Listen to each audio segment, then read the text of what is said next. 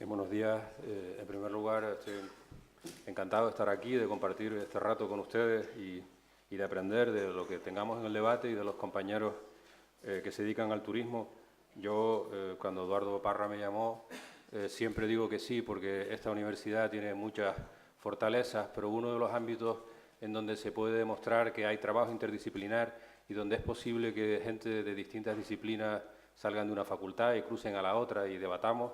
Eso es algo que produce, que esta universidad ha conseguido en el ámbito del turismo, y yo, los de Derecho siempre somos una cosa un poco colateral a los temas principales, pero siempre me he sentido enormemente bien tratado y siempre he disfrutado mucho intelectualmente del intercambio con Eduardo cuando me llamó, o con cualquiera de los que vamos a hablar aquí, y algunos otros que no hablarán, pero que se dedican a estos temas y que son brillantes, como antes también se expuso. Tan consiguen que en mi caso me salga de mi rutina, que estaba diciéndome Moisés que si me había atrevido a traer un PowerPoint. Mis alumnos saben que yo lo que utilizo es una pizarra con tiza clásica y que cuanto más grande es la pizarra, más feliz soy. Pero es que vine a lo interdisciplinar, así que acepté el reto de preparar un PowerPoint. Bien, me toca hablar del marco normativo de definición del modelo turístico. Y en la línea de grandes trazos, yo creo que hay que empezar por una cuestión. Cuando hablamos del turismo desde el punto de vista de la legislación, de la regulación, a mí me interesa destacar que hay tres dimensiones a las que se le presta atención. La primera dimensión es que esencialmente el turismo es una actividad, una industria, un negocio que necesita suelo para desarrollarse, fundamentalmente en la parte más importante, que son los establecimientos alojativos y los equipamientos complementarios. En segundo lugar, hay una segunda dimensión del turismo, que es cuáles son las características de esas construcciones, de esas edificaciones y de esas instalaciones que vamos a hacer sobre ese suelo que es necesario ocupar.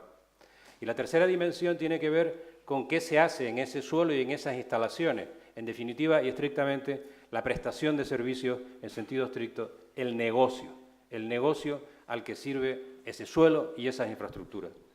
Desde el punto de vista del marco normativo, la cuestión es ¿qué podemos hacer en Canarias? ¿Tenemos competencias o no tenemos competencias? Si no tenemos competencias, dejemos de hablar. Así que tenemos competencias. La comunidad autónoma tiene competencias exclusivas en materia de ordenación del territorio y urbanismo, que tiene que ver con las dos primeras dimensiones, y tiene competencias en materia de turismo, que tiene que ver con la tercera de las dimensiones. En los dos casos exclusivos, pero cuidado, hay competencias del Estado. Las hay en el primer nivel, porque tiene que ver con todo lo que tiene que ver con la legislación civil o con la protección del medio ambiente, y las hay en el segundo nivel porque tiene que ver, por ejemplo, con la unidad de mercado, después haré una mínima referencia a esta cuestión, y en el segundo nivel también aparece la Unión Europea y aparece con sus libertades económicas y libertad de establecimiento y libertad de prestación de servicios. Pero lo cierto es que la comunidad autónoma tiene un margen competencial muy amplio para tomar decisiones en materia de turismo en cualquiera de las tres dimensiones que acabo de exponer. Y además lo ha hecho desde hace no solo 20 años, sino desde hace 20 años, no solo 15. En primer lugar, la primera regulación y la primera respuesta a esta cuestión fue la Ley de Ordenación del Territorio, la Ley de Ordenación del Turismo del 95. En ese momento teníamos 8,5 millones de turistas anuales, lo que estábamos recibiendo. Y en esa ley se identifican los dos o las tres grandes bloques de dimensión. Como toda legislación turística, herederas de las leyes turísticas de los años 60 del siglo pasado, de lo primero de lo que nos ocupamos es de la actividad. Y la actividad se controla con autorizaciones y con licencias municipales. Y las autorizaciones se dan en función del tipo de tipología de establecimiento que queremos desarrollar. Y históricamente, desde los años 60, el ser 5 estrellas, 3 estrellas, 2 estrellas, apartamento, extrahotelero, está en función de criterios dimensionales, arquitectónicos o urbanísticos, y no de otra clase. Los metros cuadrados de suelo marcan la tipología de los establecimientos. La Ley de Ordenación del Turismo del 95 apostó, y en eso fue una novedad muy importante respecto de otras comunidades autónomas, por mejorar la calidad de la gestión. Y ahí nos inventamos de la obligación de conservar la calidad, en virtud de la cual se obtuvo la autorización. Aparece el principio de unidad de explotación para mejorar la gestión. Aparece una regulación de los derechos y los deberes de los usuarios turísticos, porque tenemos al explotador y la empresa turística, pero un elemento de puesta en valor es regular los derechos y los deberes de los usuarios turísticos. Pero también en el 95 empezamos a preocuparnos del impacto del turismo sobre el territorio y los recursos naturales. Y dijimos que los planes insulares zonifiquen, que digan en qué sitios debe haber turismo, en cuál no, en cuál está saturado, en cuál hay que abordar procesos de renovación. Y nos inventamos una nueva categoría de suelo, que fue el suelo turístico. No existía en ese momento en ninguna ley autonómica. El turismo era un uso residencial específico, como la vivienda de protección oficial. No era nada distinto. Y los suelos en Canarias, con los que después nos enfrentamos, decían los planes parciales turístico residencial o residencial turístico, porque era lo mismo y cabían las dos cosas con la legislación turística, la legislación del territorio hasta ese momento. Y además nos inventamos el estándar por excelencia, el de 50-60 metros cuadrados de solar por plaza alojativa, que tiene una clara manifestación en las zonas de expansión turística del sur de Costa de Eje, en la isla de Tenerife, o los crecimientos en Lanzarote y Fuerteventura están muy marcados por ese estándar que se dio en el año 95. La Ley de Ordenación del Territorio, en el año 90, dio continuidad a este asunto y dijo que los planes insulares se ocupen de zonificar el turismo y que ordenen territorialmente el turismo. Pero también dijo, me voy a inventar un instrumento autonómico y no insular para ordenar este asunto, y se mencionan las directrices en la Ley de Ordenación del Territorio del 99. Y además dijo, no muy claramente, el turismo, el suelo turístico es un asunto estratégico, y como estratégico significa todo lo que queramos que signifique, en este caso significaba, entre paréntesis, no es un asunto municipal, cierro paréntesis. El segundo bloque normativo es el del año 2001 a hoy. Es un marco normativo claramente condicionado por un entendimiento del turismo desde el punto de vista de la primera dimensión, su impacto en el suelo, su impacto en el territorio, no por la actividad. Las razones, como saben, las tienen ahí esbozadas. En el 2001 teníamos 350.000 plazas alojativas autorizadas, probablemente otras 100.000 de esas que llamamos irregulares o ilegales. En segundo lugar, estábamos recibiendo 11-12 millones de turistas al año. Sin embargo, paradójicamente, aunque hablamos del impacto del turismo sobre el territorio, eso literalmente es una mentira. El turismo solo ocupa el 3% del suelo y es el uso del suelo más eficiente que hemos conseguido en Canarias. Otra cosa son los impactos indirectos de atender a 11-12 millones de turistas y las necesidades de suministros de agua, de consumo, de atenciones de residuos, de necesidades de aeropuertos, de carreteras, de visitantes a los espacios naturales protegidos. Pero en metros cuadrados, el uso más eficiente del suelo que se ha hecho en Canarias lo ha venido haciendo la actividad turística, mucho mejor que lo que hemos hecho en los suelos rústicos con las viviendas unifamiliares, por poner un ejemplo.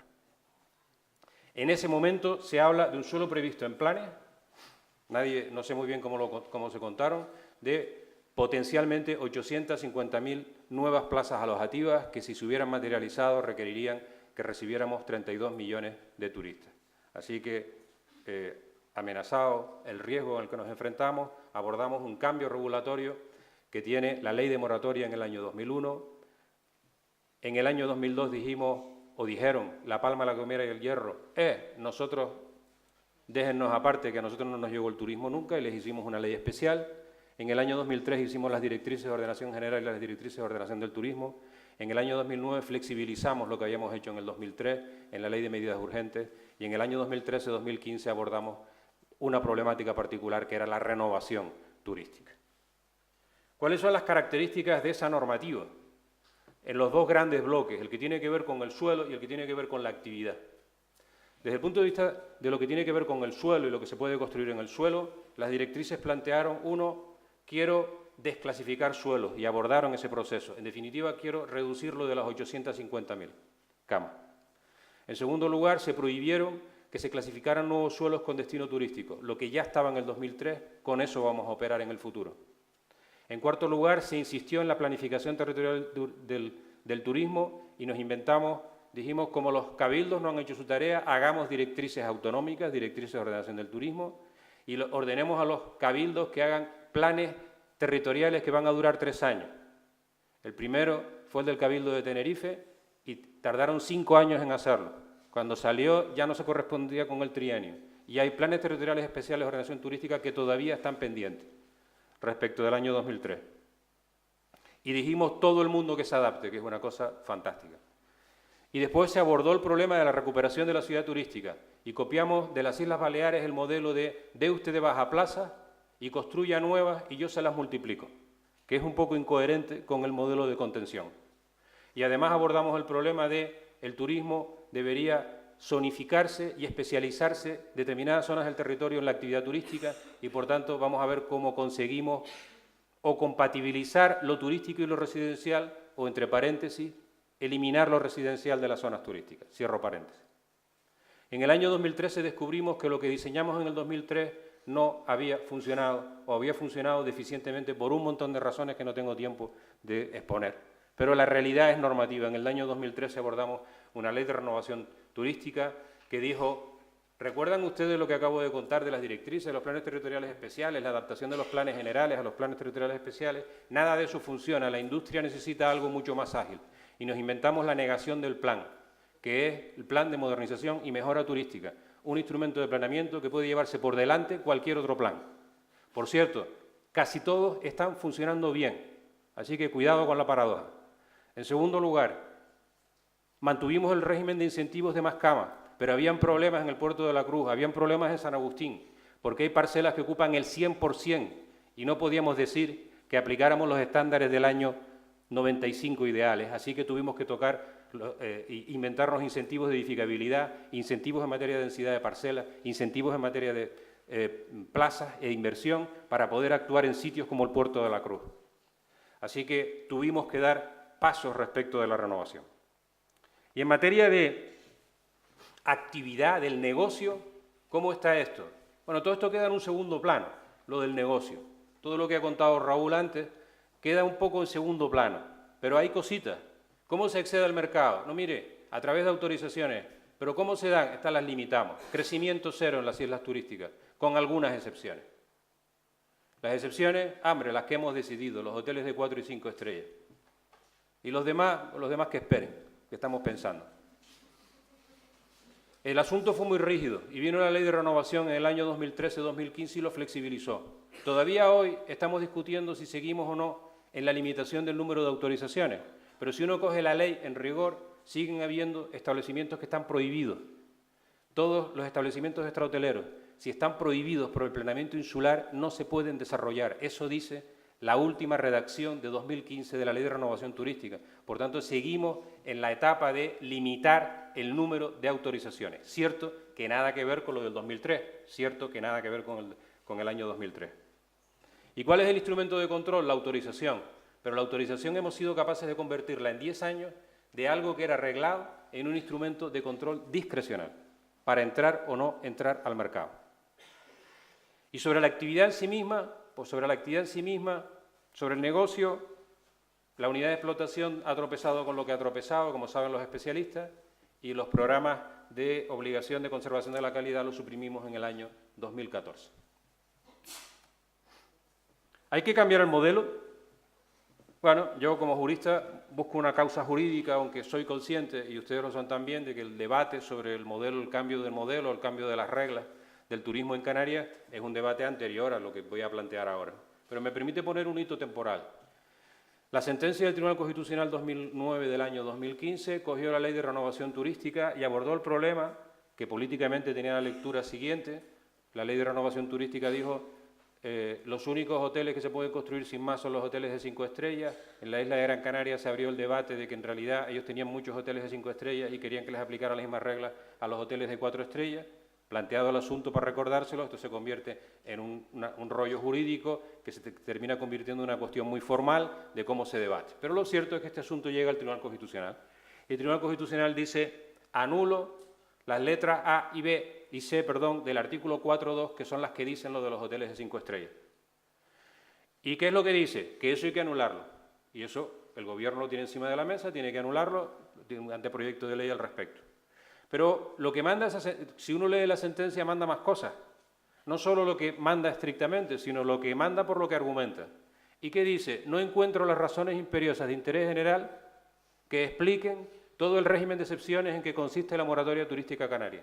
No las encuentro. Y las que encuentro son económicas. Y las económicas van en contra del derecho europeo. ¿Y qué recuerda la sentencia del Tribunal Constitucional?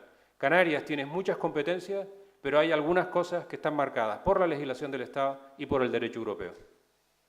Y en el fondo, ¿qué es lo que cuestiona esa sentencia? La moratoria turística entendida como planificación económica de la actividad turística, no en otro sentido como puntualizaré a continuación. Consecuencias. Las consecuencias sobre el marco normativo, tomando como referencia esa sentencia y aceptando que el debate sobre la moratoria ya existía. Lo que pasa es que me permite poner un hito jurídico de referencia. Sobre la ocupación del suelo, pues lo primero que habría que plantearse son cuestiones, lo que ahí están planteados, más pensando en el debate que otra cosa. En mi opinión hay que plantearse, ¿podemos seguir manteniendo la moratoria sobre el suelo? Aquella prohibición de clasificar nuevos suelos con destino turístico, ¿es coherente con eso que nos han cuestionado? Aquí me atreveré a dar mi opinión personal. Claro que sí es coherente, claro que es coherente. Tenemos 50 millones de metros cuadrados de suelo urbanizable, clasificado, sin desarrollar en Canarias, por tanto, a día de hoy no es necesario clasificar nuevos suelos con destino turístico, salvo excepciones absolutamente puntuales que están previstas en la legislación como tales excepciones. Pero como regla general no es necesario tocar la moratoria de suelo. Me pongo en la situación de las tres dimensiones: suelo, lo que se pone encima del suelo y lo que se hace dentro de lo que se ha puesto encima del suelo. El primer nivel es el suelo. Desde el punto de vista de la ocupación de suelo, tenemos otro debate que no tiene que ver con la sentencia, que es cómo gestionamos esa idea de reservar determinados espacios del suelo de las islas exclusivamente con destino turístico, igual que, si quieren ustedes la comparación, igual que hay suelos que solo tienen destino industrial y que a nadie se le ocurre poner un residencial en un suelo industrial. Podemos reservar suelos con esa finalidad. Hablaba una vez con un técnico que decía, el solomillo turístico de Canarias, eso podemos... Dice, sí, hay que especializarlo, pero podemos especializarlo utilizando instrumentos territoriales y urbanísticos, lo dejo para después. Pero el conflicto en San Bartolomé de Tirajana con el Plan General de Ordenación Supletorio pone de manifiesto que las moscas no se matan a cañonazos. Desde el punto de vista de la ocupación del suelo, ¿tiene sentido que mantengamos un instrumento excepcional, como los planes de modernización y mejora turística? Dos respuestas. Si queremos tener una ordenación con una visión integral del territorio, no, pero cuidado, hasta que no sepamos cuál es el modelo adecuado de ordenación del territorio en Canarias respecto del turismo, cuidado con matar un instrumento que esencialmente está funcionando y dando respuesta a las necesidades del sector. Ese es un asunto sobre el que hay que hablar antes de tocar esa pieza. Y, en cuarto lugar, todo el bloqueo del planeamiento, derivado de las directrices de la moratoria, ha generado una presión del sector. Hay determinados proyectos paralizados porque hay planeamiento obsoleto. Lo ejemplifico y lo dejo abierto. Arona se ha quedado sin plan general. Y Arona, desgraciadamente hoy, noticia por otras cosas, Arona tiene hoy vigente el plan general de 1995, que turísticamente no tiene nada que ver con la realidad actual, pero es conforme al cual se autorizan o no se autorizan las actividades turísticas en ese municipio. Bien. Hay que buscar un mecanismo para viabilizar determinadas actuaciones que hoy están encima de la mesa, o esperamos los 12 años que tardamos en hacer un plan general de ordenación en nuestra comunidad para arreglar el futuro turístico de Arona. Son 9, esta es la octava y la 9 acabo. El impacto sobre el negocio. Pues esto es distinto, no es el suelo. Ahora me pongo en la construcción y en el uso del suelo. ¿Es válido mantener la moratoria en el acceso al mercado, en hacer cosas sobre ese suelo? ¿Tiene sentido que sean los planes territoriales y urbanísticos no solo los que digan dónde se puede no edificar, sino qué se puede edificar en el suelo apto para edificar? ¿En eso consiste la moratoria de actividad? Mi opinión es que no, que eso no tiene sentido y que el criterio del Tribunal Constitucional está cuestionando que la Administración diga que aquí se puede edificar, pero que yo soy más listo que el sector y digo que el hotel tiene que ser de 5 estrellas y que además tiene que tener unas dimensiones urbanísticas determinadas. Estoy en la segunda dimensión del asunto. Ahora, ¿levantamos la moratoria sin más? Ese es otro debate, porque igual nos encontramos con 200.000 camas latentes que se quieren desarrollar. ¿Habrá que vincular las nuevas autorizaciones a criterios de coeficiencia o ambientales? Sí. Pero cuidado, no sabemos cuáles son. Lo único que sabemos es lo que aprendimos en los años 60. Damos las autorizaciones por criterios dimensionales, arquitectónicos o urbanísticos. Más metros cuadrados dicen que es más calidad. Y el mundo que nos han apuntado antes y que nos apuntarán hoy parece que va por otro sentido. Ese esfuerzo habría que hacerlo. Y en tercer lugar, levantar la moratoria tiene un problema. Igual se lleva por delante los procesos de renovación, porque siempre es más barato y menos costoso construir nuevo que renovar. Así que habrá que replantearse si los incentivos fiscales, económicos y jurídicos deben de reconducirse única y exclusivamente a los procesos de renovación y olvidarnos de hacer ayudas fiscales o económicas a quien hace nuevo establecimiento y reconducir el esfuerzo público a los procesos de renovación. Apunte final. 4 ideas, creo que, no sé si me he pasado algún minuto, pero 4 ideas solo casi a modo de reflexión final.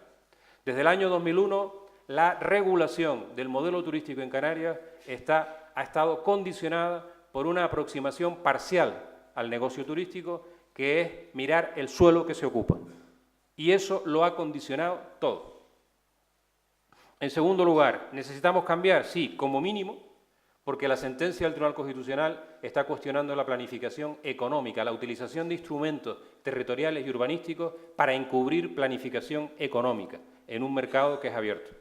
En tercer lugar, la regulación debería superar y volver a ocuparse de lo que se ocupó también en el 95. Hay que ocuparse de la primera dimensión, qué suelo podemos ocupar. Hay que ocuparse de la segunda, qué se construye. Pero que hay que ocuparse intensamente de la tercera, cuál es el negocio. Y de eso nos olvidamos desde el año 2001 a hoy. Estaba en la ley del 95. No vale el 95, han pasado 20 años, pero estaba esa tercera dimensión. Y de eso hay que ocuparse. Y a efectos del debate, como verán, la última reflexión, desde el punto de vista del derecho no es posible hablar de modelos. Este es un mercado en libre competencia. Lo que se podrá hablar será de un mercado regulado y se podrá hablar de reglas. Pero el partido no lo juega la administración ni los poderes públicos. El partido lo juegan las empresas que operan en ese sector. Y nada más. Muchas gracias.